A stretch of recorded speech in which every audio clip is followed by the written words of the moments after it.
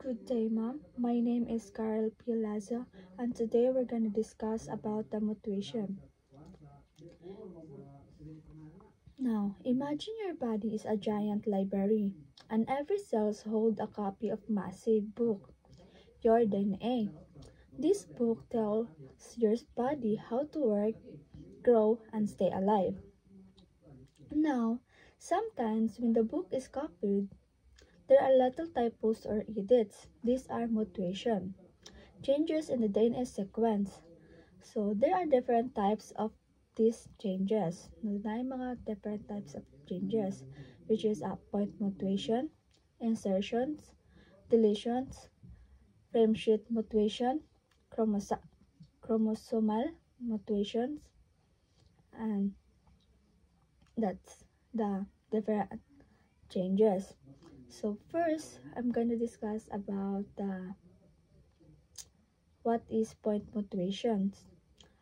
Ano siya like changing one letter, like cat become bat. So iyang ki-change ang C into a B. So nahimo siyang bat. Next is insertions are like adding extra words, like the cat becomes the big cat. So ang napuno niya is ang big. So na ano siya na nahimo siya og the big cat. Next is deletions are like removing words. So gidelete niya ang word. So example is the cat ran. So ang the cat run is mahimo siya og the run. So iyang ki-remove ang cat. Next is frame shift motivation are when those insertions or deletions shift the whole sentence, making it unreadable. Next is chromosomal mutations are like tearing out whole chapters or swapping them between books. So, but what caused these changes? So, unsa may kuan man niya. So, sometimes they just happen randomly. So, ano lang na siya kanang mahitabo lang na siya kalang randomly, like when cells divide or when the DNA is repaired, mistakes slip in. So other times, outside forces like UV rays from the sun, radiation, harmful chemicals, or certain viruses can damage the DNA. So mao na siya maka-damage sa DNA. So leading to not all mutation are bad. So dili tanang mutation is kanang bad. So some have no effect at all. So nasa is dili wala siya effect bitaw. Some cause disease like cancer, and some create useful trait that helps a species survive and evolve.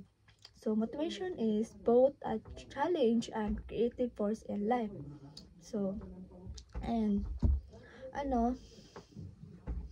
in the summary is, so excuse. So na siya kuan kanang. So kaning motivation is kuan siya kana like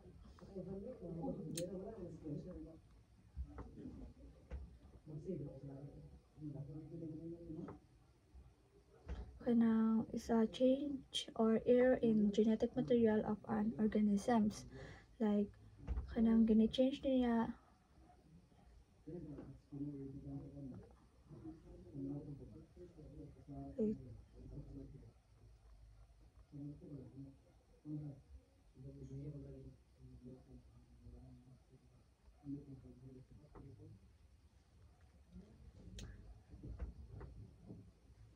So it's a change in DNA, the genetic blueprint that loses every part of you.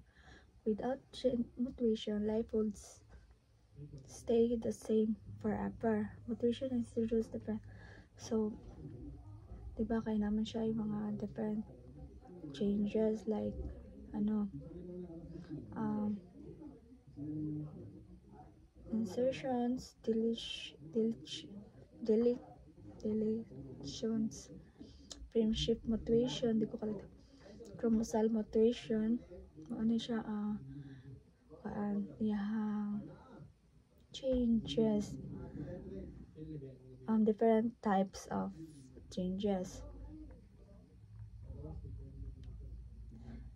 So, mutation are essential for evolution, bringing new variation that population can adapt to. Some mutations are silent, some are harmful, causing disease, and a few are beneficial, improving survival or function. Without mutation, life will be stuck in place. They are the raw material for natural selection, and that's all. Thank you, ma'am.